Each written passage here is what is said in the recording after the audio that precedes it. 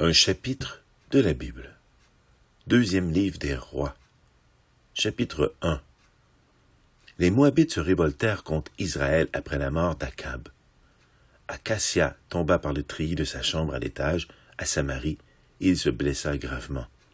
Il fit partir des messagers en leur disant « Allez consulter Baal-Zébub, le dieu d'Écron, pour savoir si je guérirai de cette blessure. » Mais l'ange de l'Éternel dit à Élie, le Tisbite, « Lève-toi, monte à la rencontre des messagers du roi de Samarie et dis-leur, est-ce parce qu'il n'y a pas de Dieu en Israël que vous allez consulter Baal-Zébub, le dieu d'Écron?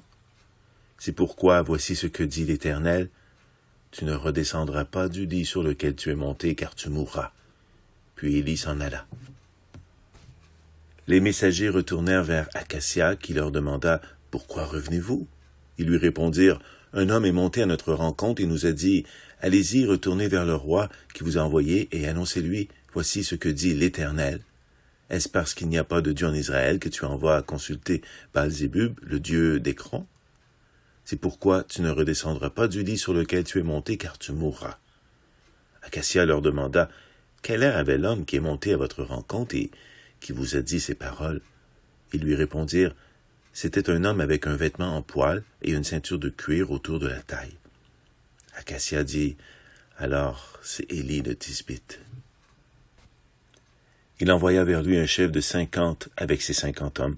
Ce chef monta vers Élie qui était assis au sommet de la montagne et lui dit, « Homme de Dieu, le roi te dit, descends. » Élie répondit au chef des cinquantaines, « Si je suis un homme de Dieu, que le feu descende du ciel et te dévore, toi et tes 50 hommes. » Et le feu descendit du ciel et le dévora, lui et ses 50 hommes. Acasia envoya de nouveau vers lui un chef de 50 avec ses 50 hommes. Ce chef prit la parole et dit à Élie, « Homme de Dieu, voici ce que dit le roi, dépêche-toi de descendre. » Élie leur répondit, « Si je suis un homme de Dieu, que le feu descende du ciel et te dévore, toi et tes 50 hommes. » Et le feu de Dieu descendit du ciel et le dévora, lui et ses 50 hommes. Acasia envoya encore un troisième chef de 50 avec ses 50 hommes.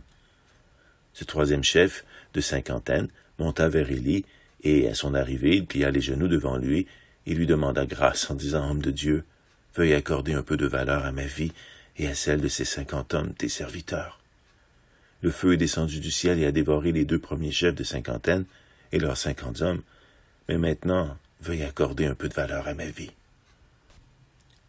L'ange de l'Éternel dit à Élie, « Descends avec lui, n'aie pas peur de lui. » Élie se leva et descendit avec ce chef vers le roi. Il lui annonça, « Voici ce que dit l'Éternel, parce que tu as envoyé des messagers consulter Baal-Zébub, le dieu d'Écron, comme s'il n'y avait pas en Israël de Dieu dont on puisse consulter la parole, tu ne redescendras pas du lit sur lequel tu es monté, car tu mourras. » Acasia mourut, conformément à la parole de l'Éternel prononcée par Élie. Comme il n'avait pas de fils, son frère Joram devint roi à sa place. Cela se passa la 2e année du règne de Joram, le fils de Josaphat, sur Juda. Le reste des actes d'Acasia, ce qu'il a accompli, cela est décrit dans les annales des rois d'Israël.